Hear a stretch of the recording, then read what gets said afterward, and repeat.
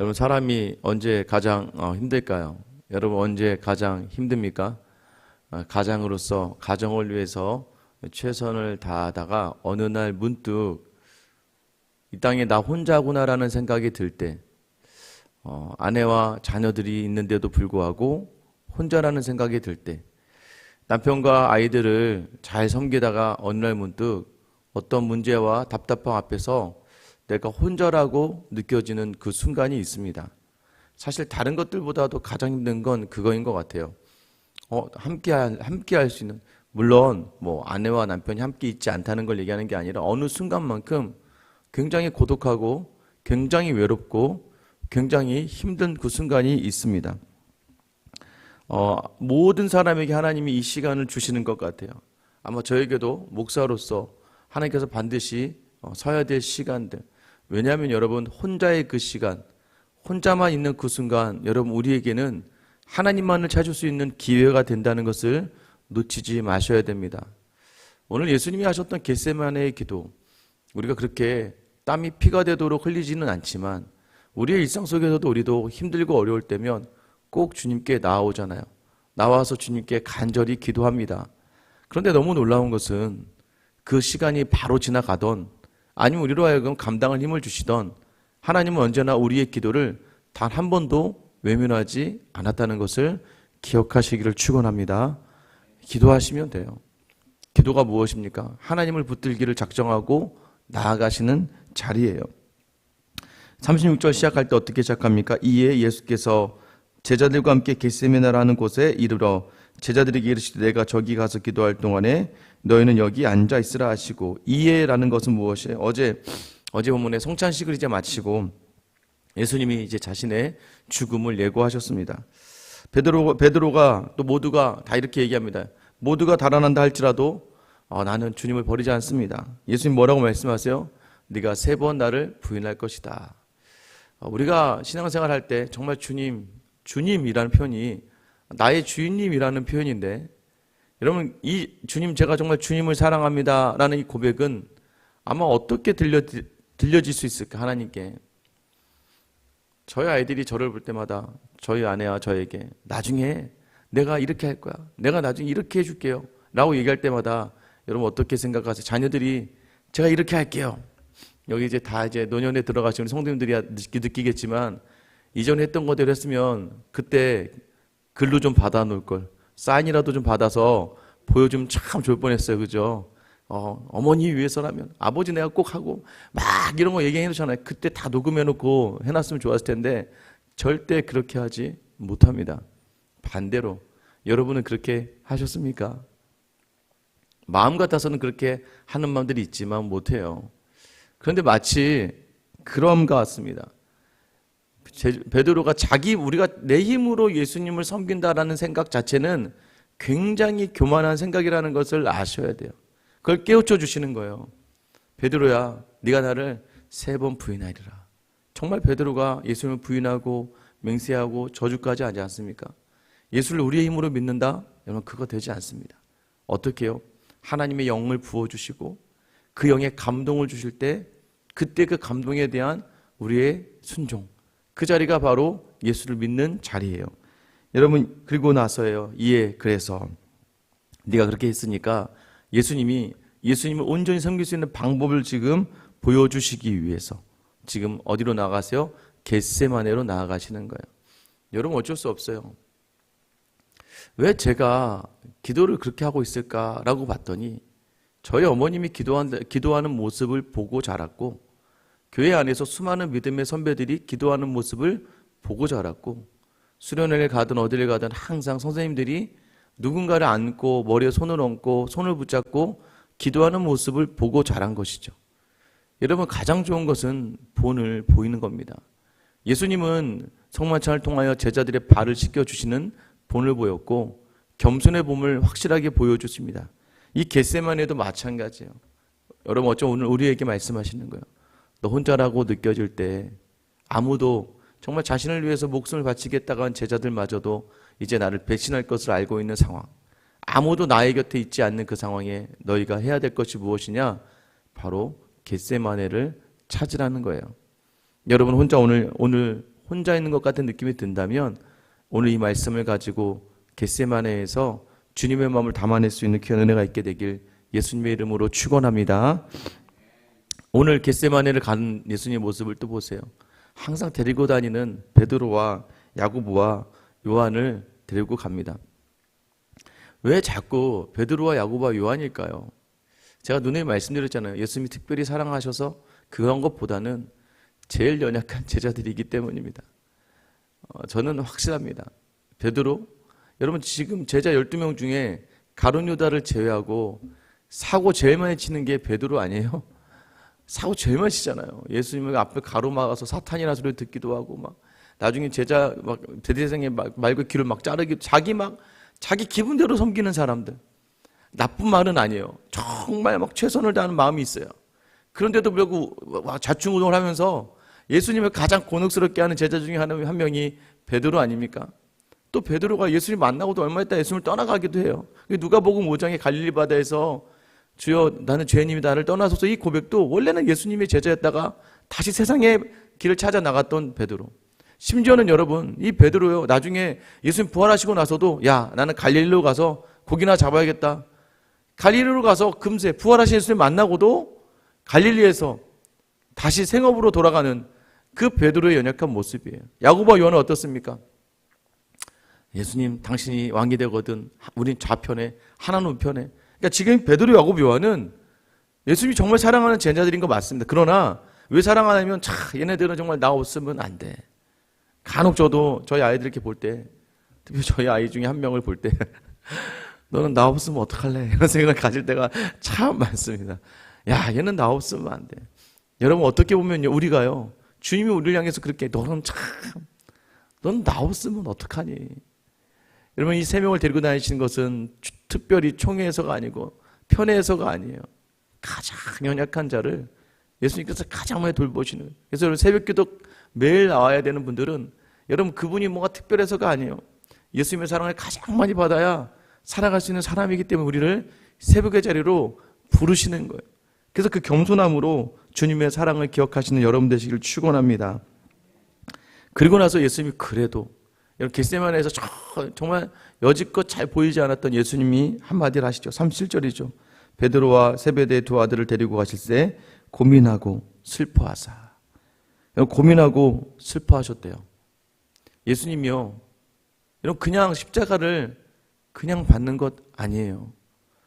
예수님께서 정말 육체를 입고 오셨기 때문에 고민이 되고 슬픔이 가득했다고 이야기합니다. 마가복음의 병역 구절을 보면 심히 놀라시며 슬퍼하사라고 되어 있어요. 여러분 예수님이요. 내가 당연히 받아야지 하고 그 길을 가신 게 아니란 말이에요. 너무나 슬프고 너무나 고민이 됐단 말이에요. 여러분 그 고통을 아십니까? 여러분 제가 일전에 한번 말씀드렸지만 수술하고 나서 이 팔을 재활을 하는데 이 펴지지 않는 팔을 막 억지로 펴다 보니까 이 간호사만 나타나도 손이 덜덜덜 떨리는 거예요. 예수님께서 이 육체의 죽음으로 향하는 그 십자가의 길 앞에서요.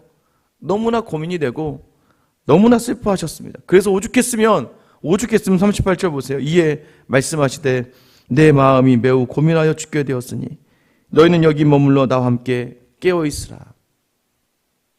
여러분 간혹가다 그러지 않습니까? 간혹가다 너무 힘드니까 자녀들한테까지 그 어린 아이들한테까지 야 아빠가 지금 너무 힘들어. 아빠가 지금 너무 지쳐있어. 아빠 좀 건드리지 마. 여러분 그러지 않아요? 야 엄마 좀 건드리지 마. 그냥 좀 날 좀 놔줬으면 좋겠어. 또는 엄마 좀 도와주면 안 되겠니? 아빠 좀 도와주면 안 되겠니? 여러분 그 어린 당연히 안 되는 걸 알면서도 그 이야기를 하는 그 심정이 지금 예수님의 마음 가운데 있다. 내가 지금 고민하여 죽게 되었으니까 너 여기서 나 좀 깨워주시면 안 돼. 마지막 일말의 인간적인 기대. 여러분 근데 이게 어떻게 되나요? 여지없이 그냥 무너져 버리고 말죠. 왜요? 기도하고 와보니 자고 있어요. 기도하고 와보니 또 자고 있어요. 어쩌면 그게 우리의 모습이라는 거예요. 막 우리가 간절히 필요할 때는 막 주님 막 바짓가를 붙잡듯이 막 간절히 부르짖고 막 주를 외치다가 근데 정작 주님이 필요한 자리에서는 우리 육신의 연약함을 핑계로 그 자리를 피하고만. 이번 일주일간 여러분 어떠셨습니까? 어떻게 보면 가장 무난한 고난주간 특별새벽기도 아닙니까? 더 특별하게 뭘 하는 것도 아니고 특별히 더하는 것도 아니고 여러분 기도를 더하는 것도 아니고 그저 일상의 자리에서 고난에 동참하는 자리인데도 불구하고 그것을 주님을 위해서 하는 것이 오늘 4일차잖아요. 그게 쉽나요? 쉽지 않아요. 그 제자들을 바라보시는 마음, 안 될 건 아는데도 불구하고 그래도 같이 깨워주기를 바라는 그 마음이었죠. 여러분, 그러나 그 결과 어떻게 해요? 40절에 제자들에게 오사 그 자는 것을 보시고 베드로에게 말씀하시되 너희가 나와 함께 1시간도 이렇게 깨어있을 수 없다냐. 43절입니다. 다시 오사 보신즉 그들이 자니 이는 그들의 눈이 피곤함일러라. 여러분, 지금 제자들이요 왜 깨어있을 수 없었습니까? 육체가 피곤했대요. 여러분, 예수님을 따라다니는 것은 쉽지 않습니다. 기억하셔야 돼요. 다른 사람을 돌보고 영혼을 돌보는 자리는 쉽지 않아요. 그래서 예수님이요 오늘 겟세마네를 이끄시며 그들에게 해주고 싶은 말이 있는 거예요. 41절 말씀 우리 같이 읽을게요. 시작. 시험에 들지 않게 깨어 기도하라. 마음에는 원이로되 육신이 약하도다. 여러분, 예수 믿는 건 신앙생활은요 마음으로만 하는 게 아니에요. 왜요? 마음으로만 하다가 육신의 연약함 속에서 무너지고 말아요. 그래서 어떻게 육신의 연약함 속을 감당하기 위해서 깨어서 기도하는 자리를 놓지 말아요. 기도하면 뭐 새벽 기도를 이야기하는 게 아니에요. 새벽 기도를 포함한 모든 자리에서 항상 주님과 함께 소통의 자리. 예수님이 어떻게 하셨을까? 우리 주님이 어떻게 하셨을까? 계속해서 하나님께 묻고 다 불구하고 끊임없이 하나님을 인식하고 인정하는 자리로 가지 않으면 여러분 인정하세요. 우리는요 이 육체의 살 동안에 이 육체의 연약함, 마음이 아무리 있다 할지라도 이 육체의 연약함에 여러분 보세요. 어제 우리 집사님 한 분 전화 오셔서 코로나에 확진이 됐다고. 여러분 아무리 마음이 새벽 기도를 나오고 싶어도 코로나 걸리면 못 나오는 거예요. 여러분 아무리 마음이 예수를 섬기고 싶다 할지라도 몸살감기 걸리면 못 나오는 거예요. 다치면 못 나오는 거예요. 이 육체의 연약함이 우리를 지배하고 있다는 것을 인정하시되 그러나 이 육체의 연약함을 이길 힘은 기도하는 거예요. 육체의 연약함을 이겨서 하나님과 계속 소통하는 자리에 있을 수 있는 사람이 저 여러분이 될 수 있기를 축원합니다. 여러분 그래서 그 어려운 시간을 이길 수 있는 기도. 그래서 예수님이 어떻게 기도합니까? 겟세마네로 나와서 기도하는 기도를 누가복음 22장 39절에서는 습관에 따라 기도하였다라고 이야기해요. 예수님도요 힘드셨다는 거예요. 수많은 사람을 고치고 병을 낫게 하고 귀신을 쫓아내는 그 사역 속에서 예수님 육체 속에 있으시니까 예수님이 육체를 이기려고 어떻게 했다는 거예요? 습관에 따라서 기도하러 나아갔다는 거예요. 순간순간마다 놓치지 않는 자리가 무엇이었어요? 하나님과 소통하는 자리였다는 거예요. 여러분 저는 그래서 여러분에게 성경 통독을 하고 큐티를 하고 매일 새벽기도 나오고 여러분 이런 것들이 형식적인 것들이 중요한 게 아니라 무언가 내가 그래도 주님과 소통하는 자리가 있는가, 습관이라도 주님을 만나려고 하는 자리가 있는가, 여러분 그 자리를 여러분이 찾아내셔야 돼요. 예수님이 그리고 주님을 뭐라고 부르십니까? 하나님 뭐라고 부르세요? 아버지여라고 부르죠. 아버지의 이름을 부르며 나아갈 수 있는가? 그리고 마지막 39절 보세요. 39절에 보시면 조금 나아가서 얼굴을 땅에 대시고 엎드려 기도하여 이르시되. 하루하루의 삶의 자리가 예수님이 너무나 힘드셨나 봐요. 여러분 그냥 하나님의 아들이니까 다 괜찮은 게 아니었어요. 예수님은 하루하루가 힘들었던 거예요. 왜요? 이 땅에서의 삶이 자신의 육체의 그 지배 안에 있으면서 너무나도 힘들고 연약하고 너무나도 고통스럽고 너무나도 외로운 삶의 연속이었기 때문에 예수님이 그 자리를 감당하시기 위해서는 매일 산에 오르셔서 새벽이든 밤이든 땅에 엎드려서 기도하지 않는 이상 감당할 수가 없는 이 상황과 환경이었다는 것을 기억하셔야 돼요.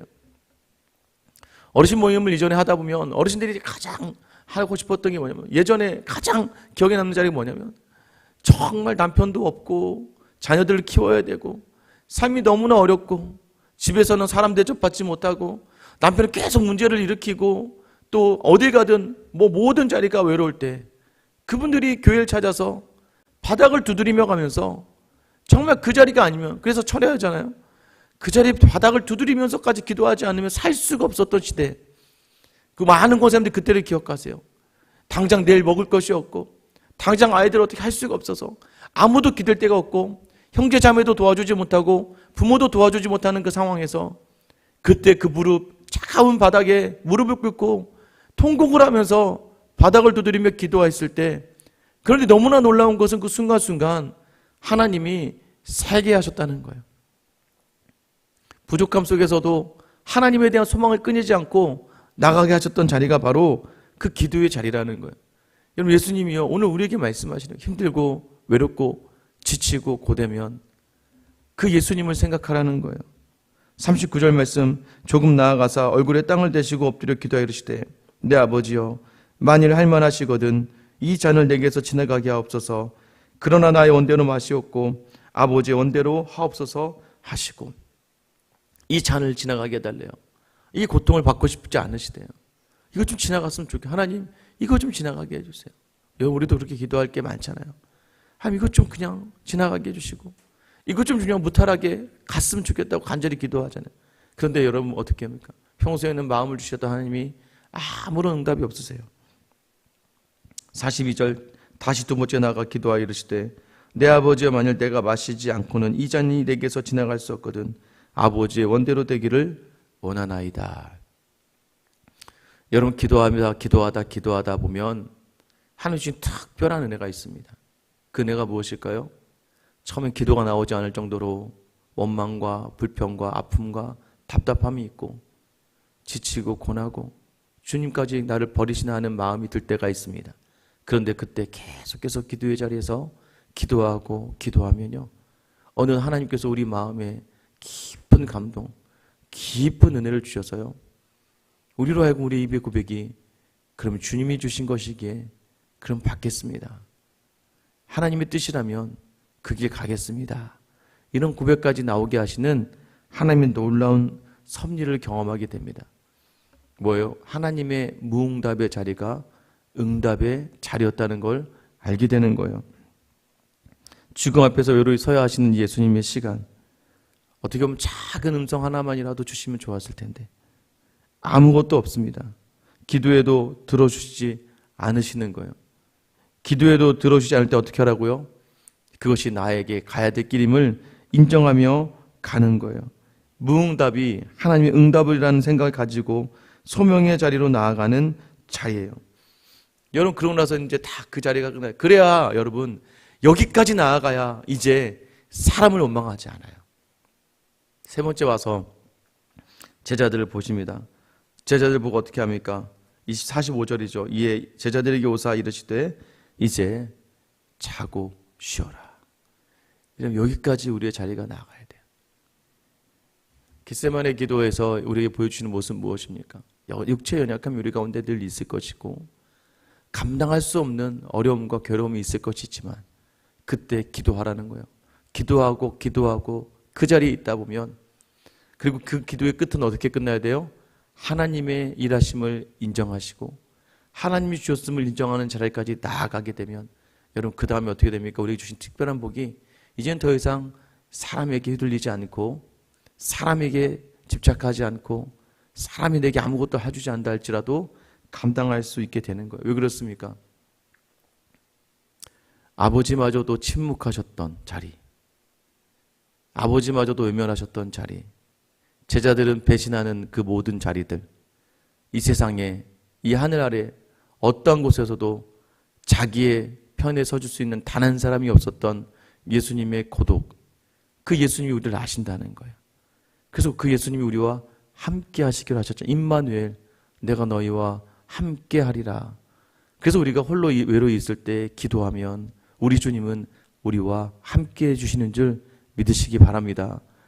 겟세마네의 이름의 의미는 기름을 짜는 기계라는 의미예요. 기름을 짜는 거예요. 꽉 짜는 거예요. 기도는 바로 그런 자리입니다. 내게 있는 것 하나 남기지 않고 다 짜내어 하나님께 올려드리는 자리. 한번 해보세요, 여러분. 인생 힘들 때 절대 놓지 마시고 겟세마네로 향하신 그 예수님 마음 담아서, 그 예수님은 이제 우리의 구원과 승리를 주시는 분이거든요. 그 마음 담아서 간절히 나아갈 때 여러분, 우리 주님이 우리에게 허락하시는 자리. 오늘 여러분 고난주간 4일차입니다. 여러분, 오늘은 외로움의 자리를 즐기세요. 혼자만의 시간 속에서 힘들어하지 마세요. 직장 안에서 혼자라고 느껴질 때, 가족 안에서 여전히 혼자라고 느껴질 때, 주님, 이것이 주님이 주신 자리라면 제가 넉넉하게 감당하겠습니다. 그래서 가족의 식구들에게 직장의 자리에서 자고 쉬어라, 이 얘기 뭐예요? 그래, 니네가 날 위해 무엇을 하지 않아도 된다. 왜요? 하나님이 나에게 그 마음, 이 구원을 주신 우리 주님을 내가 오늘 따라가는 자리이기 때문입니다.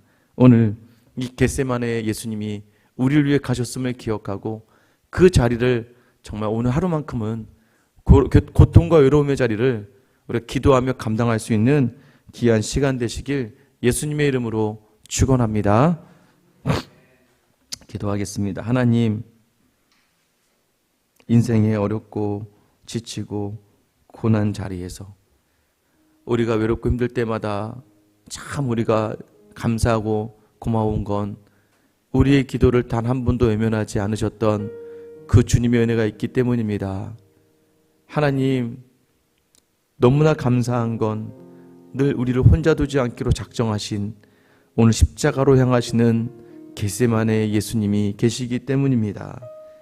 기름을 짜듯이 기도하는 자리, 그 자리의 끝에서 순종을 결단하셨던 예수 그리스도와 같이 여전히 우리의 삶이 우리의 생각과 뜻과 달라서 하나님 때로는 너무나도 외롭고 고독하고 지쳐서 그 어느 것 하나 기댈 데가 없는 우리의 상황 속에서도 오늘 우리 주님은 나는 홀로 가야 하지만 나는 너희의 죄를 지고 고통과 외로움과 그 고난의 길을 가지만 나는 너와 언제나 함께 하신다는 그 십자가의 길을 기억하는 임마누엘의 주님을 우리 안에 담고 나아가는 귀한 하루가 되게 하여 주시옵소서.